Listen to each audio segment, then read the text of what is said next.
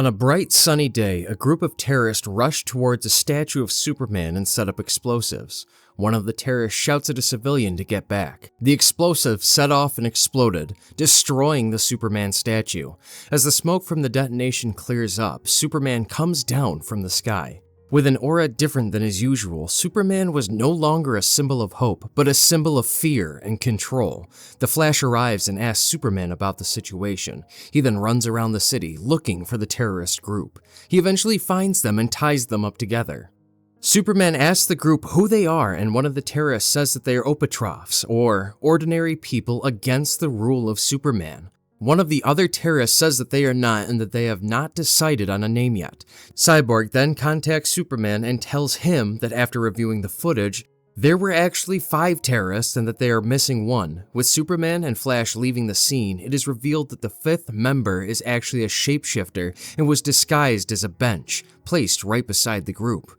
He gets told to stay hidden, but as he tries to help the group, the Flash arrives and tells him that he has less time than he thinks and tells Superman that their guy is a talking bench.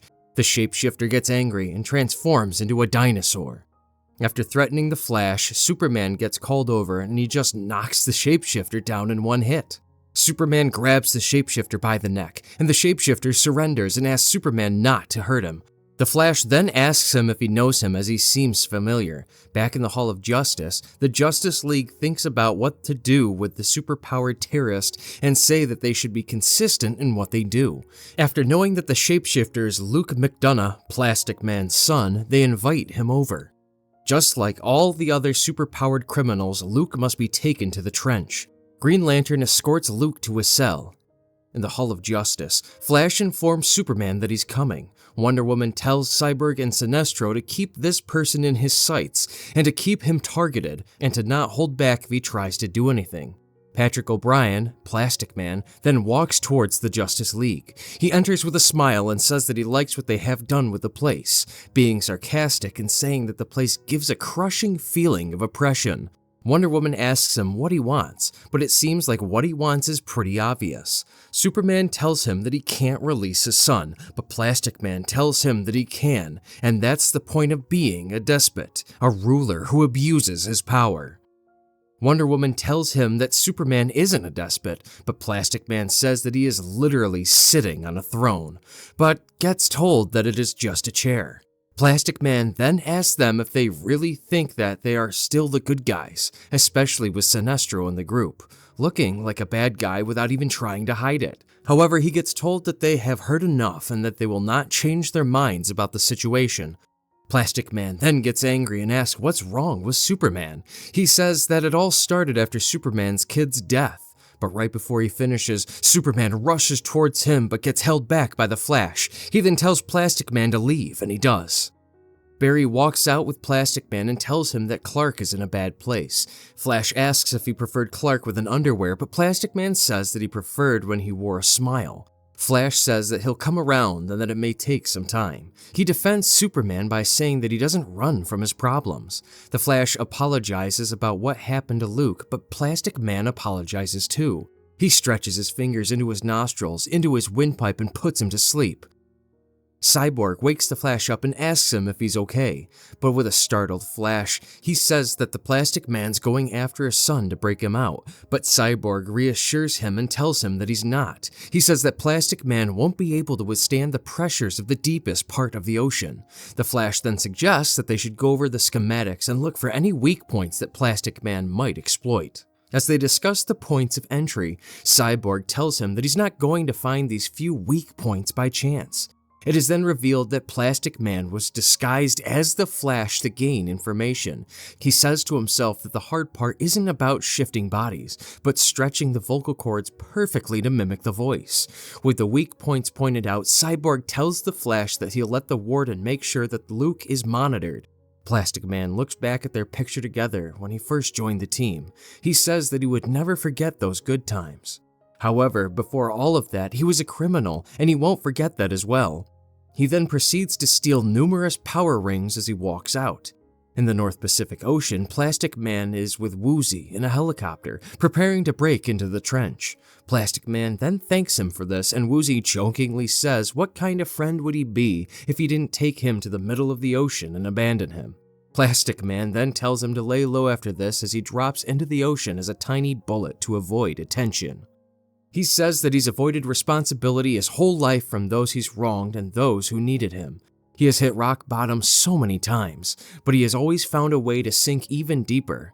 In the past, he was a criminal, a disappointment especially to his son as he was never there for him. He thought that being in the Justice League was enough to change, but in reality, it was just another excuse for never being there for his son.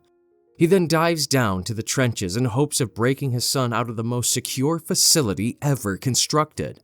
As he enters the facility, he meets one of the guards and knocks him out. He steals his uniform and proceeds to the mess hall. As he enters the mess hall, he finds all of the most unstable people on Earth put into a giant bubble under the most extreme pressure on the planet. He then thinks that this is a horrible idea. He then approaches Kilowog and tells him not to react and says that he can break him out of prison in exchange for information. He asks where his son is, and it seems like he is sealed in a cell in a basement. Plastic Man then tells him that he needs one more thing from him to get all attention focused on this room. Kilowog then tells him that it's easy and approaches Bane, starting a brawl in the canteen. Plastic Man then smiles and says that should do it as everyone in the area fights each other. Plastic Man goes to the basement and gets caught. He gets told that the door is sealed and that there is nothing he can do. He gets told that the lock is impenetrable and that the guards don't have access to the keys. However, Plastic Man shifts his hand into a key and unlocks the doors, flipping off the camera. As the doors open, a ton of dangerous villains are released alongside Luke. Plastic Man gives Luke a belt before they leave and tells him that it's their way out of here.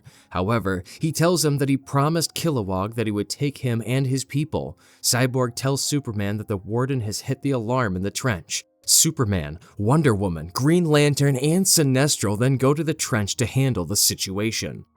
As Plastic Man goes back to the canteen, he tells Kilowog to stop, but gas starts coming out of the vent. Luke then says that it isn't gas, but the Warden, Metamorpho. Plastic Man greets Rex, but Metamorpho tells him that he is glad that he came as he clearly belongs in prison. Superman then arrives and knocks on the bubble from the outside. Luke then seems to lose hope and tells his dad that it was nice of him to visit. He then asks Metamorpho if he should just head back to his cell. Plastic Man then calls out to Kilowog, who is handling some guards. Plastic Man then throws all of the power rings he stole earlier and tells him to catch them. The rest of the Lantern Corps then gets their power rings, and Sinestro gets angry. Green Lantern yells at him to not do what he is about to do. Sinestro kills Kilowog through the bubble, opening a hole. The Lantern Corps then uses their powers to hold the leak, but Plastic Man stops them and covers it himself. Plastic Man then tells Luke to turn on the belt, and it seems to be Mirror Master's belt. Plastic Man then tells him to stretch out. Luke then stretches towards everyone and tells them to grab hold. The dome then seems to have more and more leaks, causing Plastic Man to stretch out even more. Luke then stretches out to him as everyone leaves the dome. Luke tells his dad to leave, but Plastic Man says that he can't. Luke then says that he thinks that he just wants drama and that he finds it easier to just sacrifice himself here than escape and hang out with his son. Plastic Man then finds it pretty insightful and leaves with his son. As they escape, Plastic Man gives a speech as a criminal himself. He says that he would appreciate it if they focused their evil on Superman, especially since he helped them break out of prison. Killer Croc agrees, and Plastic Man appreciates it. Plastic Man then tells Luke as they leave if he really wanted, they could try to stand up to Superman. Luke then proposes a better idea and suggests that they could just hide until more qualified people bring him down. Don't forget to like this video and subscribe to this channel. Was this comic a hit or a miss for you? Let's talk about it in the comments below.